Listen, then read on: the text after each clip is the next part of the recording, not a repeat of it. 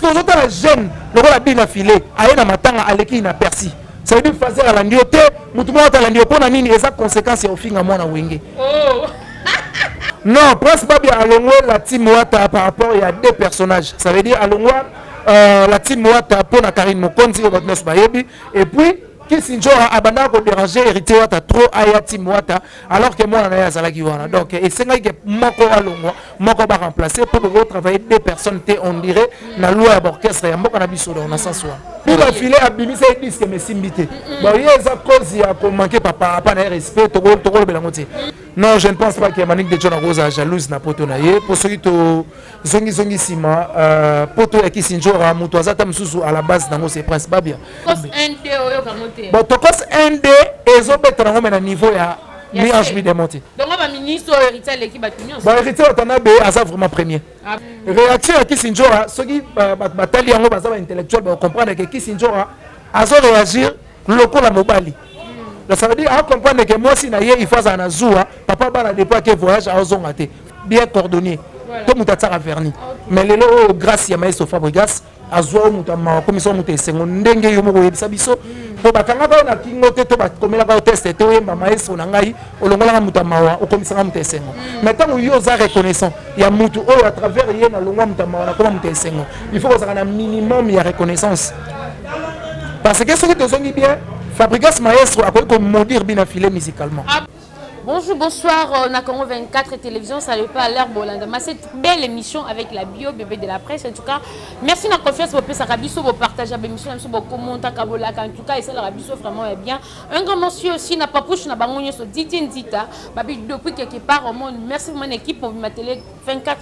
En tout cas, tout ça, on a pour nous sala, sala, en tout cas, le vraiment, tout ça, l'analyse par rapport à Oignon sur les canaux internet. Tout ça, Kissinger, Rana Maniké, les un peu kende likolo zonga meto mona ki vraiment na poto ya Kissinger ya Vienzo la veut dire Vienzo Maniké de John ACP la kinango meto la ni Kissinger la moi muke koloba alobi Maniké aza trop jalouse na ye parce que akei poto meto ki pe kuna Maniké alobi soki Prince Babi alongwa la team c'est Kosia Kissinger est-ce que c'est vrai on ne sait pas to resola pe mama bina filé babi bina filé c'est là qui mpiaka veut dire mpiaka na matanga des fois mais to zala ki wana mais dans les longues jambes babi mon confrère tout ça la ma banaliste moko ya bien na ye to ko solo là sur actualité na biso na temps réel en tout cas gamos fongolanga déjà babi longue jambes à la déjà on a plateau en tout cas ba fani sur Congo 24 ba ko landa biso bonjour longue jambes. Ouais, bonjour la bio, bonjour aussi naba abonné tout ya Congo 24 télévision ya venanga Veruston d'Identita. Ouais, ça la musana et bien et puis bon s'abonner massivement à ouais ça la bien et puis bon sanate ko s'abonner massivement na Manique de John Tokos officiel où ils chaîne Impact na idéologie.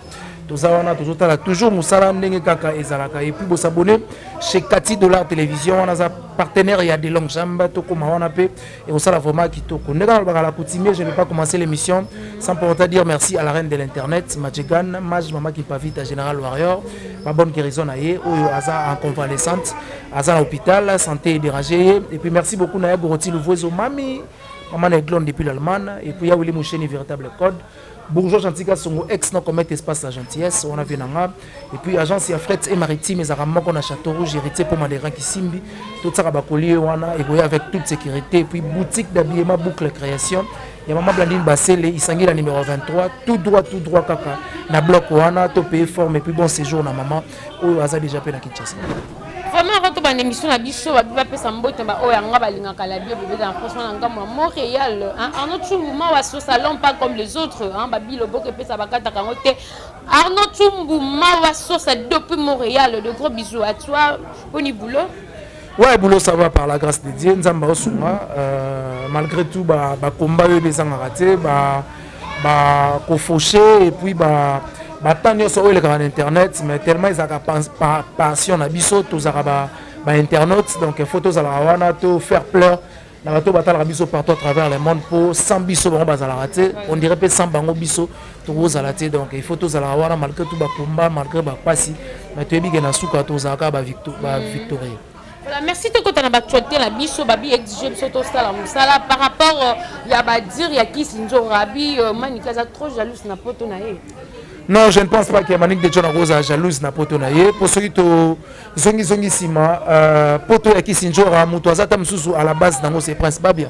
To Rose à la jalouse ya eloko au Prince Babia salité. So to komi ba jalouse ya eloko biso mo to sali au moniteke et gobima vraiment na sensité. Donc to Rose à jalouse pour être bref poto o ma vena biso Kisinjora akei eza poto au Prince Babia azo faire partir nango. Donc to Rose à jalouse. Grâce héritier watana beto grâce ya. Non, c'est grâce à Prince Babia parce que bah effort et à Prince Babia salaire et à Prince Babia yende récompenser mais biso pe ezo soit biso te pour il faut la récompenser na bien-être à mon anaye donc azo mérité vraiment pour te oya qui grâce à Prince Babia. Lingo ba que do Prince Babia zaki na team zaki paye. Oui.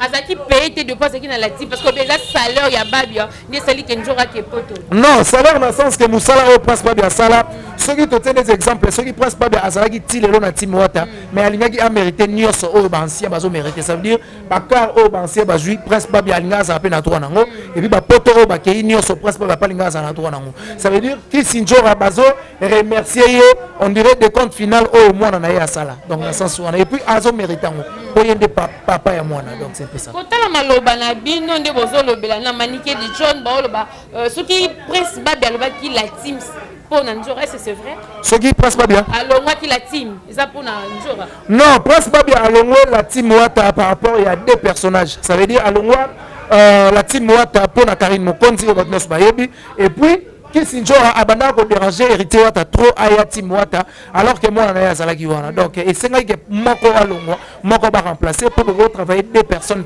on dirait na loi orchestre ya moko na biso dans sens wa.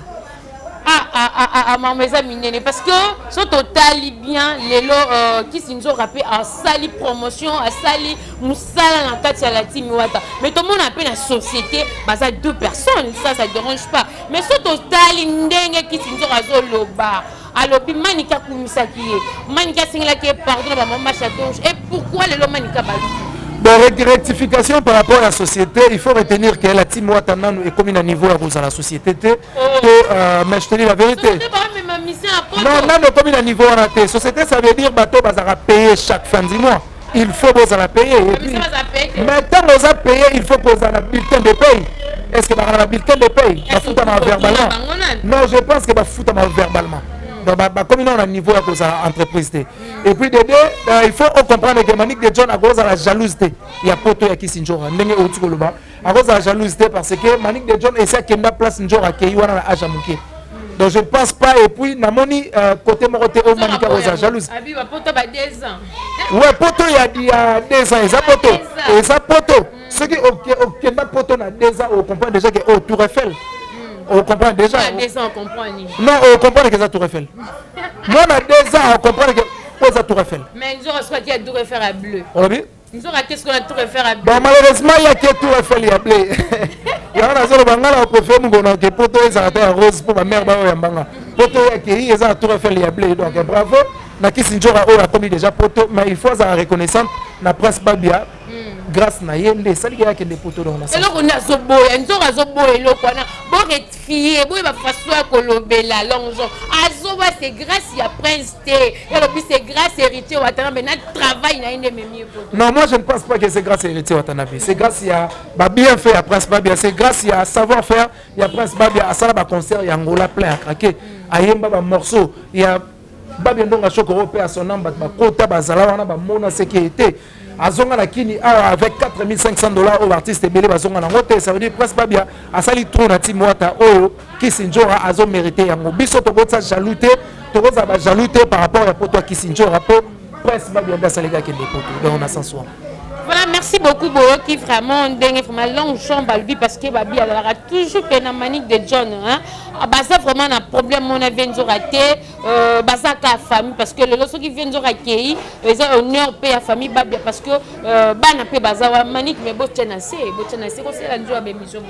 Non, to ça la émission na ndenge mabete batunde bazo concevoir en mabe c'est pour cela Manique de John a comme qui na likolo batu bazo concevoir en mabe même si moi-même parce que la Manique de John Tokos officiel c'est moi le directeur numéro c'est mon numéro mais tant que bazo comme mon numéro on a comme l'anga bazo insulter bazo réagir par rapport à ma propos à Manique de John va réagir bongo par rapport que ba comprendre était pourquoi maniquer à lobi bongo mais bango ba ok non peut makambo ya maniquer na Kisinjora ngana lingaka te ko kota vraiment na kati wana parce que entre Kisinjora na maniquer bolingo eza wana baza moi na mobali ça veut dire moi na mobali so ba swani ko za apprécier ya kota mais moi na mobali te de père que so ba yokani rotika na soni comprenez un peu donc ngana zolinga vraiment ko ça vraiment les points sur les idées par rapport à Makambongo pour yene bazamo sta mobali entre bango mbalé c'est la famille oh ils ont dominé moi mingi donc bref bazo comprendre te message au manika zolinga pesa c'est pour cela Kisinjora peut à réagir mais réaction à Kisinjora ceux qui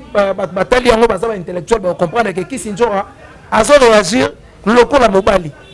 Ça veut dire à comprendre que moi si na ye il faut ça na zoua papa bana depuis que voyage à ozongate faut zonga aya ko s'occuper na bana o ya tiki na kinya eza likamba zoua eza moi si na mobali moi si a sa zoua et pas mobali na ye donc il faut comprendre que likamba moi si na mobali biso to kokota te pour eza bolingo na bango merci ezaka bolingo na bango mais pour héritier watana bango en tout cas tobo ya comme le roi pota décembre si je parle de pota décembre ba tobele ba comprendre musicien na biso mon congolais mais maki ba musicien na décembre en tout cas c'est retrouvé son en 4 personnes voilà hypocrite non ba kinyo ba comprendre parce que na si sinon maloba na ngate mais tozo ka pe da ba sipson babi héritier watana pas na risque ba musicien mais c'est pas na Paris et son Espagne et ceux qui wapi. Bon moi je pense que poto attend ils ont vraiment bon moment des artistes ba musicien na poto. Vous comprenez parce que poto ils ont lengi koleka poto hiver ça veut dire poto et la saboter nango. Ba te belé ba envie aka. Mais moi nazo souhaiter que ba musicien artiste musicien héritier watana be bakima ngana souhaiter ngote parce que ceux qui bakimi et ba ko déstabiliser orchestre mais au moins bazolo ba bongo ozoga déjà ba soupçon de bima ouais bazolo déjà ba soupçon ezo bima déjà bazolo ba ke artiste musicien héritier watana be on dirait bakimi mais sous on dirait bazolo ngane ba sala bakima mais ngana zo souhaiter ngote pour et déstabiliser orchestre au moni Tim Wata ces derniers temps to voler ba faste orchestre ozo beta le héritier watana be na minute ezati ah bon mais c'est la vérité. Je te dis la vérité parce que ce que Tambali, na terrasse sont presque na bandal au Tozali, on a mis 11 000 démons. Ça veut dire diversité à Banzembo, les autres salariés, na terrasse au Tambola. Bon, tokos ND et zobet na niveau ya mis 11 000 démons. Donc on va ministre héritier l'équipe à Tunion. Bon, héritier Watanabe asa vraiment premier. Ah bon? Ou on a opinion nanga. Asa vraiment premier par rapport à l'artiste et musicien nyonso o na o ba bimisa ki ba disque na ba o bazo bimisa. Ba ozo vraiment problème. Pour le bananga te que innocent et azobeta. Et oza archi faux. Papi innocent mi ko les obeta. Jamais simbité. Simbité. Nana analyste ya vérité. Je ne peux pas s'asseoir ici pour dire et là pour la faire plaire mutu pour la faire mutu plaisir non je ne peux pas le faire non ça la musala oh ba tout temps ba otala ba comprendre que ndeko na biso to moi na biso to ya na biso azolo ba iloko oh eza nanzela mortel 6 pour te dire la vérité et betati mais si on a tenu un moment il y a mortel 6 yo mo chroniquer ce que tu éviter oh tika boy nze mon numéro zani yo tika boy non ma question nga ba réponse c'est ton plateau mais total non une réalité ma comment on les autres kende long jambe 2022 ton code numéro 1 go gagne 007 numéro 1 c'est El Diablo héritier Watanabe Motona Tembe oh azobeta makasi pour dire la vérité pour être franc tokolo beloko moko te faut to sala bato plaisir mais tokolo beloko moko to bato bazoyoka basali pe analyse ba mo pourtant to sala ba analyse bo to lo bana bato te na makasi bandi maka onga na zoloba ça veut dire tanga na sala analyse bango ba sala réanalyse ça veut dire ba ko analyser onga na analyser po ba bimisa ba biloko o ba komela biso na commentaire mais je t'assure que ba komana commentaire belle émission vraiment bien ne ba komana mikolo D'abord, comment on a que tous les intelligence, na biso tout en antique, na classe, na l'église, tous les en internet. Bon, pour dire la vérité, après héritier Watanabe dit que ils ont bêté ça. Pour être franc, parce que on a ça na Kenya. La plupart des internautes au batal rabiso va ça libande éparpillé par diaspora, les to benga bango. Mais on a ça na Kenya. Ça veut dire na copie sa précision plus que bango par rapport à Kinshasa. Bango va faire plus de précision dans Libanda place Mombasali. Mais pour vous dire la vérité, on a partout à travers le monde, nous avons fait le héritier pour le moment. Asati. Donc il y a un top premier champion. Top premier champion. Vraiment. Deuxième tour, moi, est reclassé. Azu ceinture. Bon, filé à Bimisa et disque, mais simbité. Bon, il y a des causes qui ont manqué par respect, Togolo Belangote. Mais il y a qui s'y est qui a manqué à mon colo respecté. Mon colo est à âge. Mon colo est à Tamsou, dans mon tour, Abima Libosonayo. Mon tour, Tamsou, à ça, la œuvre, au Libosonayo, mon même artiste est poto Libosonayo. Ça veut dire à cause à mon colo, dans le département, à Macambo, et à Mona, toi, Sala Libosonayo. Ça veut dire bien affilé pour l'instant. Il faut que ce soit à mon avec le Longanzam, pour dire que vraiment foin. Ah, c'est vraiment un monde autour de l'Onganzambe. Toi qui déplace à Kendara. Bon, moi, mon rôle tout. Et puis, à l'Onganzambe, soit l'Onganzambe, tu as qui déplace à Kendara.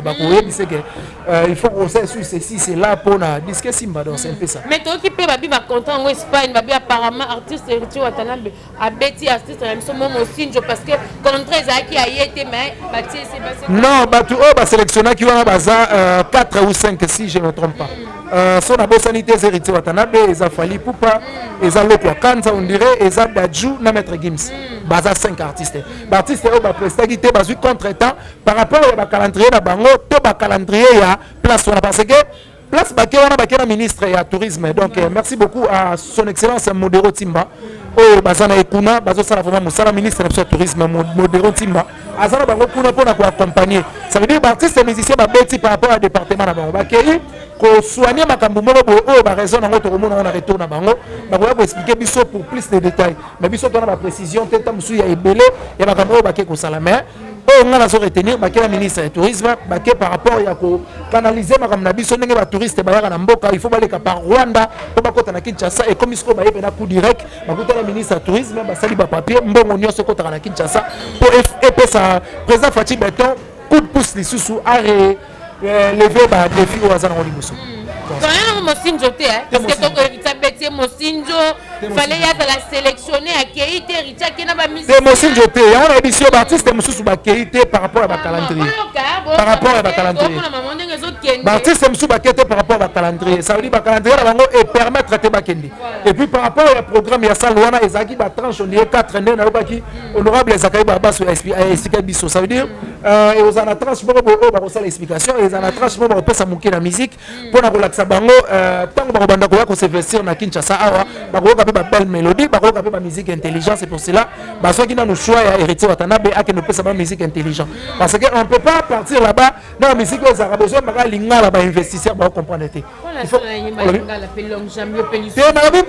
il fallait que un artiste ou pas transmettre un message en français au moniteur ba sali sélection ba ba ko ndobeta na kan ba sélectionner président fali poupa pona français na yewana zo sala ke ba camerounais ba ivoirien ba togolais ba béninois ba malien ba yoka makambo ya solo non nzeto lokota pata déjà ba comprendre déjà que lokota pata kangaki nango yango ayaki na suka mais ça on comprend les bandili ya concert abandaki dans français après à valoriser ce que langue aux langue nationale na yo eza lingala c'est de père héritier Watanabe ça veut dire ba sélectionner des musiciens on transmettre intelligence pas seulement à une connerie, à une bolingo, et ça, il faut transmettre intelligence. Les investisseurs vont comprendre.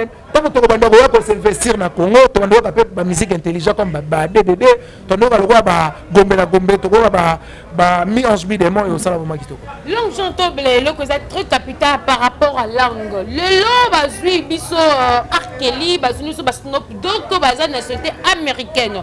Aya ko beta concert à tu es sûr que Raye mais la biso na lingala ta une la biso na. Ah mais la langue ya maîtriser. Alors le pourquoi ce musicien na biso quelqu'un qui libana mboka yemi la lingala exalement polémique. Et ça la complexe d'infériorité. Tellement déjà zala biso mo to longo ezate. Mais il y a déjà uti ko loba ngo ba poni ba miso ba yema ko moins na français parce que message à transmettre. Mais tout le monde a rappelé ceux qui nous sont outils de bande à coyer ma langue. Rectification par rapport au lobby. On a lobby des musiciens au cas en français. On a des musiciens au cas de musique intelligente. Quand on parle de l'intelligence, comprenez que dans quatre il y a héritier Watanabe, il y a le français, il y a aussi le lingala. Ça veut dire que tu bilingue. Maintenant, nous sommes bilingues et nous transmettre il faut comprendre que à outil en français, à quoi il y a lingala et lingala qui s'abouille pour à qu'il déplace à ce qu'il dit. Vous comprenez? Donc ça veut dire l'artiste va robeta na mboka na biso ba robeta musique au biso déjà toyo kaka balingi wana bayemba musique oyo bana misusu bayemba wana balabala po kamo ça veut dire a comprendre na maloba te mais tellement rythme wana maloba wana et plaire yemba zo comprendre te ayembi kaka de même na ba musique na biso ça veut dire to battre la musique ya lingala na ba Côte d'Ivoire il faut qu'on comprenne peu lingala eza langue moko boye o na Afrique et le moment un peu partout sur le petit concert tam su ya lingala tam su communauté congolaise kande ba roya communauté musu ba roya te po tam su ba ko maîtriser langue te mais c'est que la musique oza bilingue ça veut dire ozo mélanger français lingala anglais na kati nango et permettre ivoirien et permettre béninois et permettre marocain aya parce que on s'appelle quelques morceaux moko boye o à comprendre à comprendre les nyos sauter donc c'est un peu ça. Voilà, merci beaucoup, Boki, vraiment long chambre en tout cas, Babi, analyse tout ça, là, beaucoup commenter, qui est cette émission, parce que beaucoup de réflexion, beaucoup d'analyse, n'engezobima, long chambre tout sur l'impôt, qui est par rapport à la musique qui n'a bicho, façon musique et zoking, au moins on a été qui n'a pas parce que les lieux sélectionnés bicho quand go gagne, 007e carton de premier, tant qu'il va misser msou bazar, on va lembi, tout va tikindoulé. Bah mais ça me souba l'embité bah ça la moussala mais il faut pas ça dans la guerre loyale ça veut dire on va n'a parler yo mo réfléchir héritier watanabe ayembi banze mo mo boye et ça na ba insanité te nakati héritier watanabe ayembi musique mo bo intelligent artiste o roya ko bimisa prochainement album faut que la biso musique o ça la plus intelligent que héritier watanabe pour longo la tomber naï mais mingi la plupart o bazo ça na scène naï yango ba relever ba défiter ça veut dire bazo yamba balinzanze bonga la langi et ça ba mo ya kala. Mais vérité, les faits réforment, les faits les font. Les faits forment l'eau l'éteint. L'eau forme le soleil la sèche. Vous allez comprendre. Ça veut dire l'artiste à réfléchir. Vous allez comprendre. Et ça veut dire que quand on a un bambanga, allez au bambanga après on a un bambanga boki wapi. C'est ça bêtise. Vous allez comprendre. Ça veut dire qu'il faut trouver une émission, pardon. Tant que vous avez un il faut se rendre un peu compte que la bêtise on a besoin de baninga on a parlé comme ça bana baninga. Ba bêtise on a besoin de bana na ngabe ba hoka ngapo bana ba ngapo ba téléphone. Maintenant ça na palazo ga tourner kuna on peut ça sima pour ça la nini. C'est ça la bêtise. Mais ça to landi héritier watanabe ozo sentir que azo ba musique moko boy moi na aro kepe na dissertation, moi na aro kepe na examen d'état a kepe à distinguer. Ça veut dire l'artiste a réfléchir tout autour de Nzembo. C'est pour ça qu'on peut se conseiller na ba musicien ne sera pas dans le studio, soit dans Nzembo ba komelio ba na bumbu ba selemba o zo comme na sia kwiti ya bombe, il faut que l'on Nzembo wana faut que Nzembo et ils ont fait un message moko boye et pour faire avancer Mboka po avenir ya lobby, to avenir ya Mboka za jeunesse. Tant que tu as encadré jeunesse, tu as ta jeunesse car pour la boutou donc aux autres jeunesse déjà idée moko boye abina ka ba. Mais comment on ben qui lelo? Non, qu'il lelo, tout ça qu'il lelo intelligemment. On ne peut pas faire qu'il lelo na buzoba. Ça veut dire ça qu'il lelo moko boye et bazo bénéficier en côté pas bazo ka. Comprenez un peu parce que yana banze mususu o revoir na papa na maman te bozo talango o revoir na te na bana bo talango ça veut dire nzembo tango bandika na clip moi ça rotika na ba sous-vêtements mobile les autres tika na ba décalé les autres ça la bêtise alors que ceux qui vont mettre nzembo na clip na maloba ils ont reflété makambo bozo loba et ça que ban nominé au betam susu meilleur chanteur d'Afrique ban nominé au susu trophée mo ya Afrima et ça la bien mais ba o ba zo nominé ba trophée ba Afrima wana ba ça la musala pas seulement bien ba ça la ngopena intelligence na kati yango ça la ke bazo ba retombo bazo so ba musique la biso totalement ils ont ba copie coller ya Emily Kolo yo Emily Boko yo Emily Boy et ça va bon et ça va bon c'est pour cela ba artiste mususu bazo na plus de réflexion par rapport au baninga bazo yemba pour ba recadrer musique on peut rumba pour dire la vérité rumba ba négligent rumba pena ya vieux franco ya vieux taboulay ya vieux lutumba ya vieux madilu ba rumba on les a susté ça veut dire rumba ton négligent to comme okene mingi na ba R&B ba afro ça veut dire afro eza na bête maintenant on mettre afro faut qu'on beta pe rumba redemba pour la tsake ti bozo ka afro o mama na ngoto libumu o yango uti eza rumba maintenant tozo ya mbango mbango teliki no dada happy best tozo kene mbango trop to mba pe er mo boto la musipe vient lutumba place vient pepe kala vali pe na tombo atali pe na mono c'est pas les toina non par rapport à la musique yango ba musique miso ba mona tellement ba jeune la génération na biso lo ba 5e génération na biso bazo linga mingi oezo sala mambangu donc il est là comme on a beta rumba beta mpiaka c'est mieux asane kana rythme makambango c'est pour cela na zo bisa yo héritier watana ba uto beta rumba ikangi Ça veut dire il faut tout ça la disque to banzembo pas seulement bien, il faut tout intégrer un peu intelligence na biso na kati et ça la que rumba ile ka inapercité. C'est un peu ça. OK, merci toi que malé mais la cochité en tout cas cette émission n'a évité ce qui bolo balini bo ka ba réflexion mais long gens par rapport à matanga des fois tozala ki ngana yo to mona ki ba mise ba zo kota ba osonga nazo la na pe be mission mikolo zo taqué babi full boss babi sala ki mpia ka côté na ye. C'est normal ça moi muke ba grand maza faut ouais là ba grand. Te bonga yelo ça nga plaisir ba tuti ba papa chéri ba jibem piana basila ngana kota idut ba kofiolo mide basila na dutaki ba Adolphe Dominguez basila na dutaki parce que arrivé ba mikolo tango ye au moni penake engouement ça veut dire fazer azolanda chek azolanda kuluna azolanda na bata bombe ba ola la route balandi mais ce que autres la jeune le la bina filé aye na matanga aleki na persi ça veut dire fazer alandi te mutu mo talandi pona nini eza conséquence au finga mwana wenge oh donc yombo la ndieti na matanga ça veut dire que simbité bat ba lando pété et ça va bien té il faut qu'on soit reconnaissant la vie quand à travers mutumo boyo comme il est comme il faut qu'on soit reconnaissant parce que on ne peut pas voiler ba face sans maestro Fabregas mais bien filer l'autre édiété peut-être la question sur ngaza mona nguba bien ngaza la sirère bien coordonné tout mutatara verni mais lelo grâce à maestro Fabregas azwa mutama komisa muté sengo ndenge yo moko yebisa biso to bakanga ba na kingo te to bakomela ba test te oyemba maestro na ngai olongola mutama o komisa muté sengo maintenant yo za reconnaissant ya mutu o à travers ye na longwa mutama na koma muté sengo il faut que ça na minimum ya reconnaissance parce que ce que te songi bien Fabregas maestro a quoi comme maudire bien affilé musicalement. Ah bon? Musicalement. Oh. Aza papa na ya musique. Aza papa na ya musique. Okay. C'est à travers maestro Fabregas ne te bien affilé. C'est pour ça que nous avons ça ya ba analyse au faut ça biso pour ça lango. Ça veut dire à comment maudire musicalement. Donc simba. Aza papa na ya musique. Aza koko le roi de la forêt, mais papa na ya c'est Fabregas maestro le métier noir papa soin. Vous savez prendre mais quand nous avons manqué respect na mutu a evra mutu a sala makam liboso na yo ameli artiste musicien na poto liboso na yo Bakimi pe liboso na yo asali 4 albums liboso na yo bakimi pe liboso na yo ayebi choc ya ndenge bakimi na poto liboso na yo. Vous savez prendre il faut avoir minimum de respect manga na kosenga yo émission aux s'excuser par rapport à maestro ça lango bien té peut na chapan ou na CD ou que ça maestro pourquoi pas aza pernaé et ko humilier full boss soka sa mona maele analyse on a sali o été makasi ata sali ndenga na lobité po e bima po ya lobaki nde ya sali parla ngolo ba album ne simbité po na bilakeli ma ne simbita et simbité po balakeli musicalement. Ça veut dire pas c'est pas et puis na era Covid confinement moyen promotion ça la exacté. Ah je raison bon. Mais est-ce que malheureusement on a eu premier disque na etango bimaki asala en promotion té. Asa na promotion té. À travers bénédiction à maestro ndé esala ou azali parce que abana mi benga l'élève du maître. C'est comment erreur. Abanda comme benga l'élève du maître. Ça veut dire quand tu es l'élève du maître ko ya on a pour baptiser pour le ko liboso. Bo mona ki baptême ya maestro premier disque simbaki. Mais deuxième disque maestro nyongi essuyer mutema. Terry Ali no mère na biso mère ba Jenina Jezina Brian là ça vandaki na bana bakanga babi na tonton Ige. Vraiment. Ah c'est ka papa. Tonton Ige papa nda présenter biso ye. Mais lelo c'est ka papa. Terry Ali no pas ça vandaki bina ah parle qui Ige. Papa le ki bana.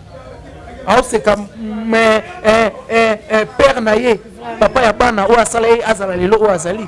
Parce que tu as roulé ma carrosse, tu as payé ma Versace, tu as là ta HM, c'est grâce à Maïs Fabregas. La vie là, on là t'as déjà beaucoup. Abandonné pour là t'as grâce à Maïs Fabregas. Alors là t'as payé grâce à Maïs. Pour là t'as le a passé des années. Le ministre a commis presse. A commis presse grâce à Maïs Fabregas. Tous d'accord nayo. A commis président grâce à Maïs Fabregas. Oui ou non? Mais c'est comme ça tout le monde le sait. Tout le monde le sait. Babi. Comme Asmane Zaki na Villa Nova, Bibi na filé c'est grâce à Fabregas. Mais quand elle a peu ba polémique so ya na ba jeune leader par rapport ba okini na bené na bango, to lo ba ennemi peut-être acheter mais na musala, ba ka ennemi scientifique. Donc assis liboso à travers liboso c'est ton ennemi que ce soit l'âge. Parce que ba polémique ya ba jeune leader ou ba zo ya par rapport ya ba ve na bango. Est-ce que c'est normal? Et ça normal exemple nango zaka batuna héritier Watanabe. Abeta retirada Et ça, la disque, oh, héritier, Watanabe, a obéi ta vie, oh, et les gars retirés daté. Je mets ma main à couper. Héritier, Watanabe, a obéi ta disque, oh, les gars retirada, na évité. Mais retirada, Simbate parce que mon colo a nyonga. Vous savez pas?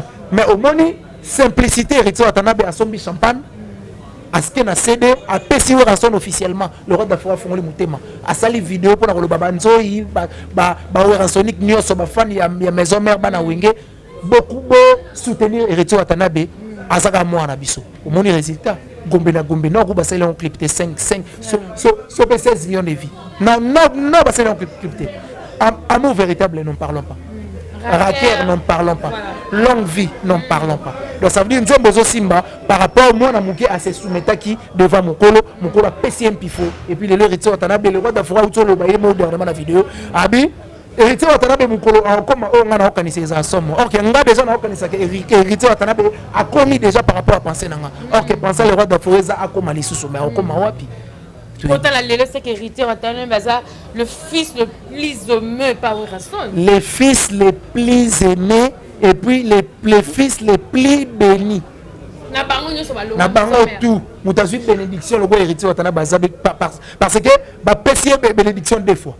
Le roi d'Afrique a pied bénédiction musicalement et puis maman Sylvie m'a pas tabukele ma bolongo na se assembler nzambe ya mawa. Nzambe wa sala ba disque ya bato ko na mato ya bato. Yo ko sko prière ya maman Sylvie m'a pas disque si. C'est un peu maman prière ba mise ba ki man Espagne te ko. Maman prière ba mise ba ki man Espagne te. Kanga ba misu. Laksa bango ke Kinshasa et bon. Même niveau te to banga go ga. Maman laksa bango ke va voyager belé ba ki milata na États-Unis, n'Espagne te. Et ça bien. Ba kenda France. Mais au tika la te ya ndule. Ba kenda France, ça veut dire ma corona yo et ni ata France. Donc aux asu na panique ya espace ya Espagne te. Donc ba mat avion ba ya Turquie, bah, c'est la Turquie. Babouka Turquie. Et puis bon séjour déjà na vient na Willy Moucheni, na ambassadeur votre singa, na ma patron tout au bozana na Turquie, na Istanbul les autres ça la bien. Merci beaucoup Tokomi na souka Longchamp. Conseil no ko pesa na bina filé, conseil no pesa na ba jeune leader tout.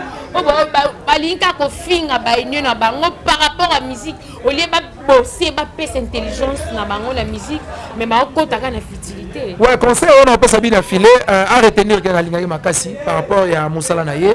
Mais ko zara un grand avis c'est pas bien. Il faut que zara reconnaissant na mutu o atapé sur mai na tango zaki na posa nango.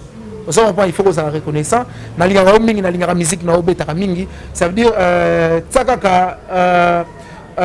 politesse et puis zala reconnaissant la vie envers muturo tam susu asalio implice na vie et au sala vraiment bien mais musique na yo obeta malamu pincheli sous promotion et au sala vraiment kitoko makasi et puis l'artiste musicien o nyoso balingara afinga moninga po atalama en tout cas besoin exemple ya bina filé afingi papa na et puis voilà sort na ndenge zali. Donc je pense que bino tout botali biso bo sepeli makasi na analyse to insulter to salika ka rectification par rapport à ma bero biso to monaka to pesi ba point de vue na biso. Je pense que bino pe bozana o bino sur be bo pesa ngo na ba commentaire na ba appel numéro za plus 743 90 69 092 17 plus 743 90 69 092 17. On a eu de longues jambes pour na ba détails mususu. Quant à moi, merci déjà na il y a Gorti Nouveau Omami, boutique de Biema Boucle, création Maman Blandine Bassel, na Isangi la 23, tout droit au pays formé au sala bien. Et puis JB Koumalouta le vrai, pétrolier de Dallas, c'est bon retour, au Vaza déjà à Londres, Kalamingita Zozon à Dallas.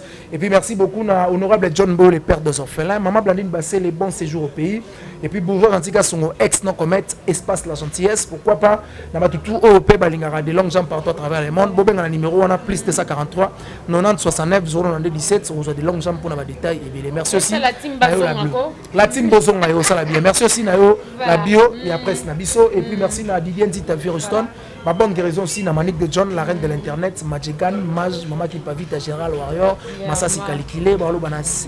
Mais Massassi Betatina Baboite. Et Betatina Baboite. Et Loko, pardonnez. Donc Massassi Kalikile, il y a un niveau. Massassi Kalikile, il y a un niveau, moi, ma mi-ange mi-démon. Mais elle est qui se mortel 6. Mais on est single. Pas single, elle est qui mortel 6. Mais tu bêtes 1 million de boussons. normal. Voilà, merci beaucoup Longchamp pour l'invitation. Merci, c'est à moi. Ok, merci beaucoup qui commence bien, finit bien. Là, c'était Longchamp. En tout cas, Boyoki, en tout cas, c'est l'intelligence qui parle maintenant. Babi, Atofing a raté tout ça, la cab analyse. Commentez cette émission, partagez, likez. En tout cas, vos commentaires et ça, la Kebiso prochainement, par rapport à nos commentaires, à nos suggestions, en tout cas, pour tenir biso rigueur, c'est par rapport à tant de to lingi vraiment latine, hein? Ndenge bokei Paris, ndenge bokei Espagne, ndenge bokei Turquie, en tout cas na Istanbul, bozonga. En tout cas, et ça la fierté na biso bokei bozongi. Bofuti da nyonga misu.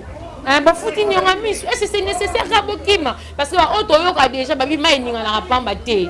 Auto zo yoka on a to banga, to boya et comme le kola. Maestro Fabrikas, en tout cas, comme une souka. Merci vraiment à tout la biso. Merci na moko papouche na bangonyo so DJ Ntita, hein, babi DJ Ntita depuis quelque part au monde. Merci Arnaud Chungu Mawaso depuis Montréal, lui et Pedro Timba depuis Istanbul. Babi 2022 na banaka na deux personnes babi basola tellement kitoko. Photos arabouya la bio. Ah non mon aka ko boutique internet photos arabouya. C'est grâce à Boucle Création, maman Blandine Bassele. Maman, on l'a bien, donc en tout cas, là, tu as boyé, ça bise bien. Pour chaque émission, boyé, et ça bise bien. Voyou, mon roman, boyé, il faut boire comme maman slim, là, moi, mon cassé, moi, manga, manga, les bas. Les gars qui simbi, agence ya fret et maritime. $20 au bois qui n'a ma colonne. Normalement, $10. Non, au bois qui n'a pas simple mais propre. En tout cas, partagez, commentez cette émission. Donc, pour aller au Souki, ah ouais, l'homme j'appelle. Bisous, bye.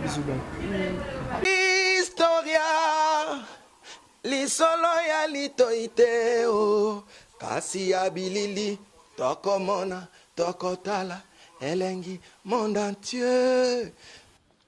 Bon, naina nga na tembete. To sala wenge na tembete. Wenge zalaki lokola loisir ti comme ma profession. En tout cas, la kamwa donc makambo to lobela to lemba musique congolaise ezaki na ghetto, c'est comme communautaire. Et qui dit sous on n'a plus bas niveau et comme communautaire. Il y a un autre bunda po to bimsango na kata communauté, na kata ghetto, to so disque d'or. Inshallah. Allah Akbar. Le Kounia, et si là, c'était le Kounia n'est pas nanga, tina francophonie, vous voulez que problème zate. Na robeta ta francophonie na poto. Ta francophonie nous on a créé. Déjà comme moi nous obenga sai et outi na papa wemba. Au moni côté otozo outa déjà. Je veux dire si aujourd'hui ba benga nga sai c'est grâce à Nzembo ya tout le monde sai chanté par papa wemba que Historia avec Didier Nzita. On remercie Soussou. Ouera son roi de la forêt. Oh, Léona Minito Didier Nako Saote, ba miseno somona bayara ba lobarawa. Passeport à Liboso. Ouera mtabimise la biso. Soso à Liboso pa babo nanena ba fête yamso ba première communion. D'abord ba ke ouera to liango soso musaka mampata mutalamba ka ba musicien omona rana ba fiba misapina maboko na makoz. Dans les tout puissants Nzambe Mokonzi yem tasala ga ba destin e ba ke yo za journaliste comment ke pe ba Dubai pam ba journaliste bele pe ba zo kene kasangulu pamba pamba